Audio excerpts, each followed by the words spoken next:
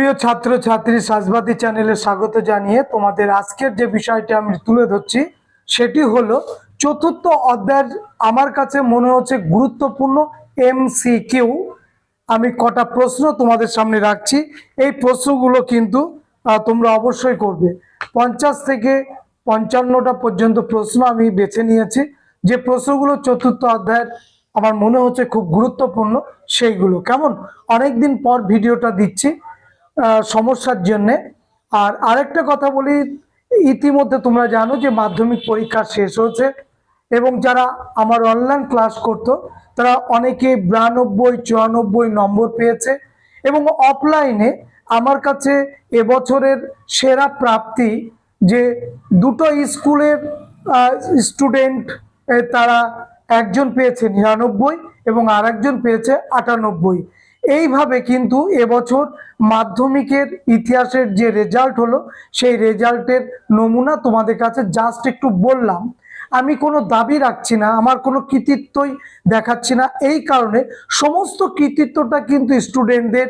আমরা শুধুমাত্র তাদেরকে পথ দেখানোর চেষ্টা করি, বোঝাবার চেষ্টা করি এবং তাদের সঠিকভাবে গাইড দেওয়ার চেষ্টা করি। জানি না কতটুকু সফল হতে পেরেছি বা সফল হয়েছি, সেটা স্টুডেন্টরা বলবে, সেটা আমাদের মুখ থেকে বা আমার মুখ থেকে বেরোবার মতো কোনো বিষয়ই নয়। সুতরাং সমস্ত কৃতিত্বটা তোমাদের। তোমরা যেভাবে লাইফটা তৈরি করবে, যেভাবে খাটবে, যেভাবে বিষয়ের মধ্যে ঢুকবে, সেভাবেই তোমরা তোমাদের রেজাল্ট, তোমাদের যোগ্যতা তোমরা করে দেখাবে। সুতরাং এখানে কোনো আর বলার কোনো জায়গা নেই। বোঝা গেল কি বললাম? তো চতুর্থ অধ্যায় থেকে আমি যে প্রশ্নগুলো এমসিকিউর জন্য আজকে আমি বেছে নিয়েছি সেই প্রশ্নগুলো তোমাদের সামনে বলছি। তোমরা যদি এই প্রশ্নগুলো করে না থাকো অবশ্যই কিন্তু রেডি করবে। কেমন, দেখো প্রথম প্রশ্ন হচ্ছে 1857 খ্রিস্টাব্দের বিদ্রোহের সময় ইংরেজ রাজত্বকে স্বাগত জানিয়েছিল যে পত্রিকা, তার নাম কি? 1857 খ্রিস্টাব্দের বিদ্রোহের সময় ইংরেজ রাজত্বকে স্বাগত জানিয়েছিল সেটি কোন পত্রিকা? আমরা নতুন সরকারের অধীনে এসেছি, আমাদের রাজ্যে পালাবদল হচ্ছে। আমরা এই পালা বদলের থেকেও কিন্তু একটা বিরাট শিক্ষা নিতে পারি যে যদি তার চেষ্টা থাকে, ধারাবাহিকতা থাকে, যে কোনো সাফল্য কিন্তু আমাদের হাতের মুঠোয়। সে রাজনৈতিক দিক থেকে হতে পারে, সে শিক্ষা দিক থেকে হতে পারে, সে শিল্পীর জগতের দিক থেকে হতে পারে, সে খেলার জগৎ থেকে হতে পারে। বিভিন্ন দিক থেকে কিন্তু আমি সাফল্যের হাসি হাসতে পারি। তো এই রকম আমরা এই নতুন সরকারকে স্বাগত জানাচ্ছি এবং পাশাপাশি আমরা যারা মাধ্যমিক পরীক্ষার্থী, যারা এবছর পরীক্ষা দিয়েছে, সাফল্যের সঙ্গে উত্তীর্ণ হচ্ছে, কেউ ততটা সাফল্য অর্জন করতে পারেনি, তাদের কাছে বলি যে দেখো, এটাই শেষ নয়, জীবন শেষ হয়ে যায়নি, জীবনের শুরু হচ্ছে। প্রথমে একটা ধাক্কা খেয়েছো, জীবনে ধাক্কা খাওয়াটা ভালো, এখান থেকে ঘুরে দাঁড়ানোর একটা জায়গা তৈরি হয়। যারা ধাক্কা খেলে তোমরা লড়াই করো, জিতবে এবং ভালো রেজাল্ট হবে। তাই আজকের এই প্রশ্নগুলো সঙ্গে সঙ্গে তোমাদের একটু অনুরোধ, তোমরা অবশ্যই বিষয়ের গভীরে যাওয়ার চেষ্টা করবে। উপরে উপরে কনসেপ্ট তৈরি করে কোনো লাভ হয় না, তার রেজাল্ট তুমি হাতে হাতে পেয়েছো, তাই তো? তাহলে আমরা বিষয়ের গভীরে যাওয়ার চেষ্টা করব। তাহলে উত্তরটা কি হবে? যে 1857 সালের ইংরেজ রাজত্বকে কোন পত্রিকা স্বাগত জানিয়েছিল? উত্তর সংবাদ প্রভাকর। 1857 খ্রিস্টাব্দে বিদ্রোহকে ভারতের প্রথম স্বাধীনতা যুদ্ধ বলেছেন কে? তোমরা সবাই জানো, বিডি সাভারকার, বিনায়ক দামোদর সাভারকার, তাই তো? পরের প্রশ্ন, 1857 খ্রিস্টাব্দে বিদ্রোহকে সিপাহী বিদ্রোহ বলেছেন কে? আল রবার্টস। নেক্সট, মহাবিদ্রোহকে সামন্ততান্ত্রিক প্রতিক্রিয়া বলেছেন কে? রজনী পাম দত্ত। সিপাহী বিদ্রোহের সময় ভারতের গভর্নর জেনারেল কে ছিলেন? লর্ড ক্যানিং। উনি শেষ গভর্নর জেনারেল, লর্ড ক্যানিং। তারপরেই তিনি নতুন পদ পাবেন, ভাইস রয়, এবং এর কথার অর্থ হচ্ছে রাজ প্রতিনিধি। 1857 সাল পর্যন্ত মহাবিদ্রোহের সময় পর্যন্ত ভারতের শাসনভার থাকবে ইস্ট ইন্ডিয়া কোম্পানি। 1857 সালের পর 1858 থেকে এই ভারতবর্ষের শাসনভার চলে যাবে মহারানী ভিক্টোরিয়ার হাতে, এবং তিনি স্বয়ং তার প্রতিনিধিকে পাঠাচ্ছেন এই ভারতবর্ষ শাসন করবার জন্য, এবং যে পদটা সৃষ্টি করলেন পদের নাম হচ্ছে ভাইসরয়। আর ভাইসরয় কথার অর্থ হচ্ছে রাজ প্রতিনিধি। সেইখানে দাঁড়িয়ে প্রথম ভাইসরয় হচ্ছেন লর্ড ক্যানিং। পরের প্রশ্ন, ব্রিটিশ পার্লামেন্টের যে সদস্য 1857 খ্রিস্টাব্দের বিদ্রোহকে প্রথম জাতীয় বিদ্রোহ বলেছেন তিনি কে? ডিসরেলি। সিপাহি বিদ্রোহের সময় ইংল্যান্ডের প্রধানমন্ত্রী কে ছিলেন? পামার স্টোন। এই প্রশ্নগুলো কিন্তু খুব গুরুত্বপূর্ণ প্রশ্ন, অবশ্যই দেখে যাবে। দি গ্রেট রিবেলিয়ন গ্রন্থটির লেখককে? তালমিস খালদুন। ইস্ট ইন্ডিয়া কোম্পানির শাসনের অবসান ঘটে কত সালে? 1858। 19 শতকের সভা সমিতির যুগকে বলেছেন অনিল শীল, কারণ 19 শতকে ভারতবর্ষের শতক সভা সমিতির শতক। বিংশ শতক রাজনৈতিক শতক, আন্দোলনের শতক, সংঘবদ্ধভাবে আন্দোলন করার শতক।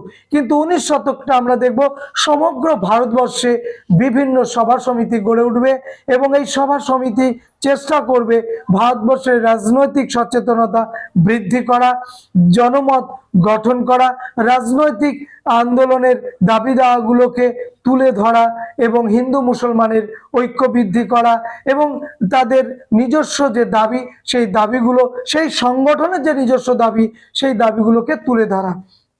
ভারতের প্রথম ভাইসরয়কে আমরা উত্তরে বলে দিয়েছি, লর্ড ক্যানিং।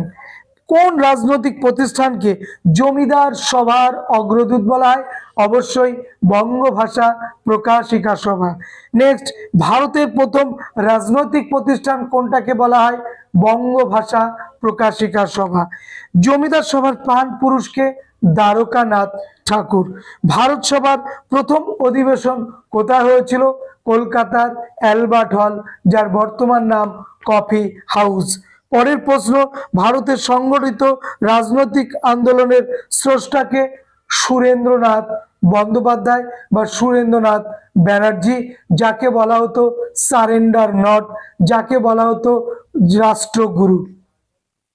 পুনা সার্বজনিক সভা 1867 সালে প্রতিষ্ঠা হয়েছিল কার নেতৃত্বে? M G. Ranade, Mahadev Govind Ranade. 1867। British Indian অ্যাসোসিয়েশনের মুখপত্রের নাম কি ছিল? হিন্দু পেট্রিয়ট। জমিদার সভার প্রথম সভাপতিকে? রাধাকান্ত দেব। ভারত সভা দ্বারা পরিচালিত ভারতের প্রথম রাজনৈতিক আন্দোলন কোনটি? আইসিএস পরীক্ষার বয়স ভারতীয়দের জন্য করা হয়েছিল একরকম, ব্রিটিশদের জন্য ওদের জন্য একরকম, অর্থাৎ সিভিল সার্ভিস পরীক্ষা বা সিভিল সার্ভিস আন্দোলন। হিন্দু মেলার প্রতিষ্ঠাতাকে? নবগোপাল মিত্র। হিন্দু মেলার প্রথম সম্পাদককে? গণেন্দ্রনাথ ঠাকুর। মিলে সবে ভারত সন্তান যে গানটা গেয়ে তোমার হচ্ছে হিন্দু মেলার অধিবেশন শুরু হতো, এর রচয়িতাকে? সত্যেন্দ্রনাথ ঠাকুর। নেক্সট, ভারত সভার প্রথম সভাপতিকে? Reverend Krishnamohan Bandyopadhyay. Vernacular press act কার আমলে হয়? লর্ড লিটন। নাট্যাভিনয় নিয়ন্ত্রণ আইন পাশ হয় কবে? 1876 সালে। পরের প্রশ্ন দেখো, অস্ত্র আইন পাশ করেন কে? লর্ড লিটন। নাট্যাভিনয় নিয়ন্ত্রণ আইন পাশ হয় কত সালে? 1876। কার আমলে ইলবার্ট বিল পাশ হয়? লর্ড রিপন। কলকাতায় কবে জাতীয় সম্মেলন হয়? 1883। সর্বভারতীয় জাতীয় সম্মেলনের আহ্বায়ক কে ছিলেন? সুরেন্দ্রনাথ ব্যানার্জি। জাতীয় কংগ্রেসের প্রতিষ্ঠাতাকে? Alan Octavian Hume. কত সাল? 1905 সাল। কিন্তু এটা নিয়ে দ্বিমত আছে, জাতীয় কংগ্রেস প্রতিষ্ঠা কত সালে? 1885। প্রথম সভাপতিকে? Umesh Chandra Bandyopadhyay. A nation in making গ্রন্থের লেখককে? সুরেন্দ্রনাথ বন্দ্যোপাধ্যায় বা Banerjee. Poverty and unBritish rule in India গ্রন্থের লেখককে? দাদাভাই নৌরোজি। বাংলার মুকুটহীন সম্রাট বলা হয় কাকে? ওই সেই সারেন্ডার নট রাষ্ট্রগুরু সুরেন্দ্রনাথ ব্যানার্জি। ভারতের ইলবার্ট বিল আন্দোলনের সঙ্গে কোন সংগঠনের নাম জড়িত? Indian association. 1876 সাল। মনে থাকবে সুরেন্দ্রনাথ ব্যানার্জি, নবগোপাল মিত্র এদের হাত ধরে।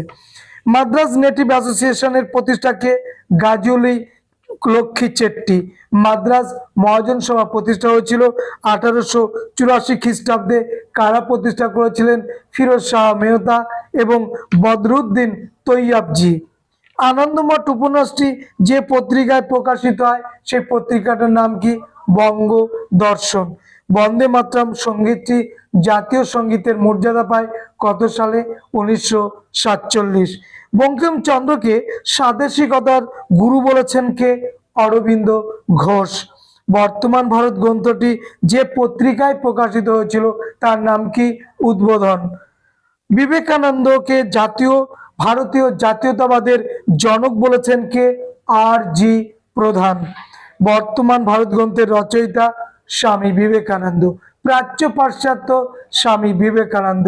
রাজযোগ জ্ঞানযোগ এগুলো সবই স্বামী বিবেকানন্দ। পরিব্রাজক স্বামী বিবেকানন্দ। দেশ মাতা হলেন মা। দেশ প্রেম হলো ধর্ম। দেশ সেবাই হলো পূজা। কোন উপন্যাসের অংশ? অবশ্যই সাহিত্য সম্রাট বঙ্কিমচন্দ্রের আনন্দমঠ। গোরা উপন্যাসের প্রেক্ষাপট কি ছিল? স্বদেশী আন্দোলন। ভারত মাতা চিত্রটি কে এঁকেছিল? অবনীন্দ্রনাথ ঠাকুর। আধুনিক ভারতীয় চিত্রকলার পথিকৃৎ কে? অবশ্যই অবনীন্দ্রনাথ ঠাকুর। বঙ্গমাতা চিত্রটির স্রষ্টা কে? অবনীন্দ্রনাথ ঠাকুর। পরবর্তীকালে নাম হয় ভারত মাতা। মানুষ জন্ম হইতেই মায়ের জন্য বলি প্রদত্ত। উক্তিটি কার? স্বামী বিবেকানন্দ। উত্থিষ্ঠিত জাগ্রত উক্তিটি কার? Swami Vivekananda. Man making religion কার? স্বামী বিবেকানন্দ। অবনীন্দ্রনাথ ঠাকুরের শ্রেষ্ঠ চিত্র কোনটি? ভারত মাতা। কাকে আধুনিক ব্যঙ্গচিত্রের জনক বলা হয়? অবশ্যই গগনেন্দ্রনাথ ঠাকুর। মাদার আই বো টু দি এর অনুবাদকের নাম কি? ঋষি অরবিন্দ বা শ্রী অরবিন্দ বা Aurobindo Ghosh. Ilbert bill pass হয় কত সালে? 1883 সালে। আমি 55টা প্রশ্ন তোমাদের সামনে রাখলাম। অবশ্যই এই চতুর্থ অধ্যায় থেকে এই এমসিকিউ গুলো দেখে যাবে এবং যারা অনলাইন ক্লাস করতে চাও যোগাযোগ করতে পারো আমাদের হোয়াটসঅ্যাপ নম্বরে। দেখা হবে নেক্সট ভিডিওতে। সবাইকে ধন্যবাদ। আমরা এই পরে আস্তে আস্তে অন্যান্য বিষয়ের ভিডিও তোমাদের সামনে নিয়ে আসবো।